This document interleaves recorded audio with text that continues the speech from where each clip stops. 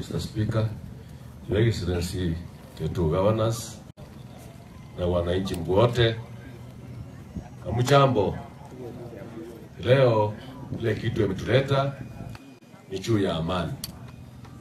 Tunajua kabisa sisi kama Wamasai na Wakisii hatujaleta hapa. Mungu ndiye alisema tukue hapa. Na tumekuwa majirani kwa miaka yote. Na hakuna njia yoyote tutaweza toka hii sehemu zetu. Kama mimi speaker kwangu ni hapa. Hapa Eldoret, Ukimonge. Tumetoka sehemu moja na mjumbe yangu. Hapa Kiango ni kwetu. Hatuwezi toka hapa. Hii vita manene mialivu imeleta sida pande zote. Kwanza kabisa maisha imepotea. Watu wetu kutoka Maasai, watu wetu kutoka Kisii wamepoteza maisha yao.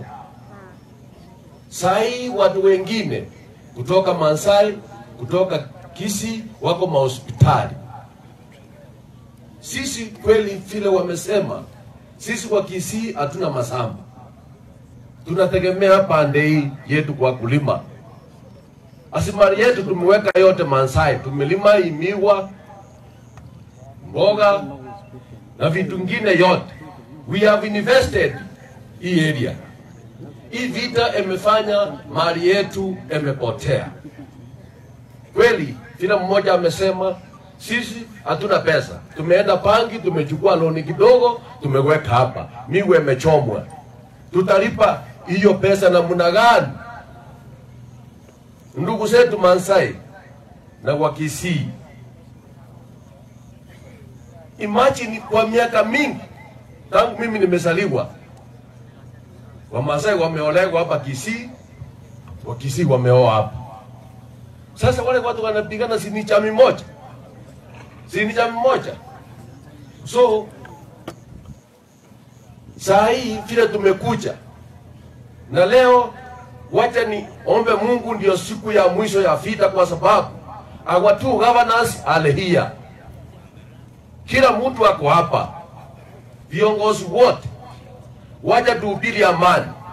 Wale wase wamewekwa hapa wote wanaleta amani. Kama yuko wishi imefanyika, fuata zile taratibu zote zimewekwa. Kama ni ng'ombe tufuate, lakini maneno ya vita ile imetuharibia maisha yetu. Kwa sababu saa hii tungekuwa tunaendelea kufanya maneno mengine, lakini kwa sababu ya hii vita sisi sote tuko hapa. Na wacha nimalizie nikishukuru au governors. Asante sana kwa kupata nafasi.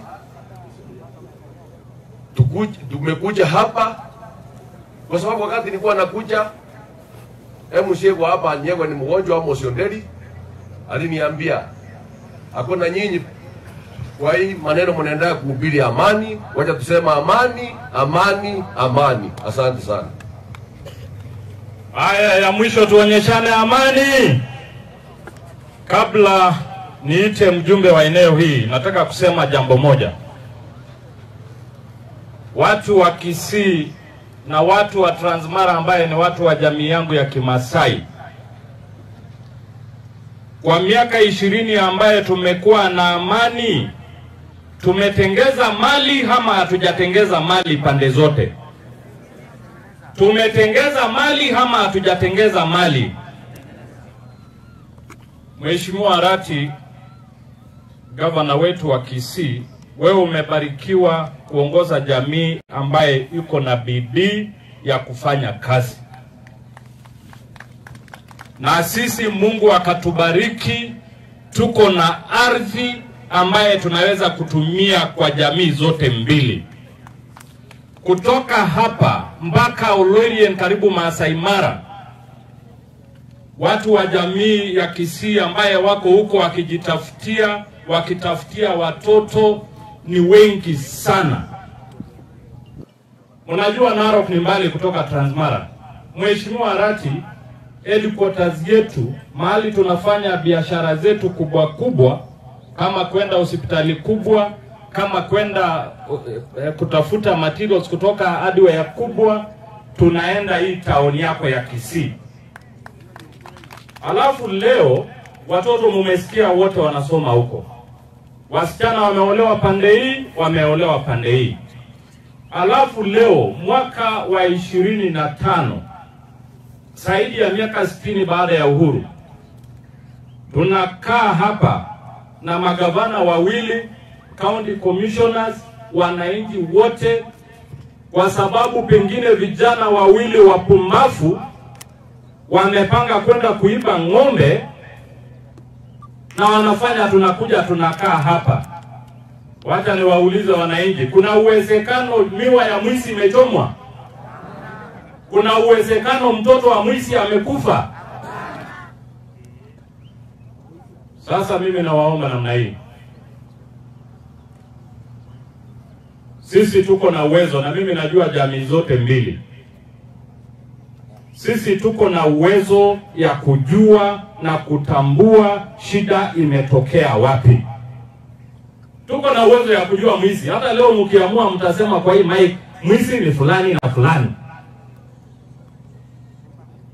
Mimi naomba wasee wa eneo hii, amani haiwezi kuja na governor, wote wawili haiwezi kuja na county commissioner.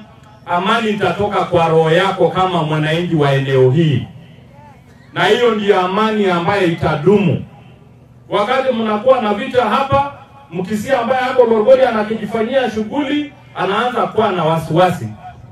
Kuna vita ya Kimasai, ya Wamasai na Wakisii. Masai mwenye anachukua vitu zake ya kuuza Kilgoris ama Lorgorian ama Kawai, anakuwa na wasiwasi ya kupita barabara hii, kwa sababu ya upumbavu ya vitu ambaye imepitwa na wakati. Mimi nawaomba jamii zote mbili, hebu turudi mahali tulianzia siku ile ambaye tulimaliza hii uizi wa ng'ombe. Turudi kuwa watu wa ukweli, turudi kuwa watu ambaye tunasimama na kusema hatutaki mwizi. Najua Mheshimiwa Simba Arati, mimi nimeshifanya na Mheshimiwa Konchela kwa hii constituency miaka 20. Na wakati hii mambo ya msafari ya hii amani ya miaka 20 ilifika, ulikuwa ukifanya wa Masai wangeweza kufanya. Ulikuwa ukifanya makosa Kisii, unawekwa tire. Ukifanya makosa Masaini, boma yako inachomwa. Baada ya jamii wenyewe kuwa strict kiasi hiyo, hiyo ndiyo imetuletea amani ambaye tunahubiri saa hii ya miaka 20. Sasa tukue na amani, alafu sasa watoto wanaenda university. Msasi yeye huyo mtoto ndio tegemeo. Alafu mnakuja kumdunga mshale hapa anakufa, mnaacha msasi baada ya kutumia hizo ng'ombe yake mpaka ameuza shamba kwa sababu ya ng'ombe moja. Tuweke utaratibu, ng'ombe ikipotea Masaini, tusipeane condition ya masaa, kwa sababu ile watu ambaye utapata hapo si wezi, ni wazee wa amani. Tuwapatie muda, tuwaambie tumewapatia muda wa siku 4-5, mtuletee mwizi na mtuletee ng'ombe.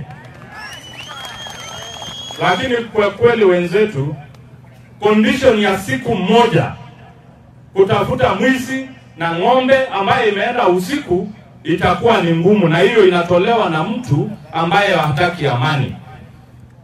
Nasema asanteni sana, mbarikiwe. Wacha nilete mjumbe wenu wa area hii akuje awapatie jambo la amani. Mheshimiwa, karibu.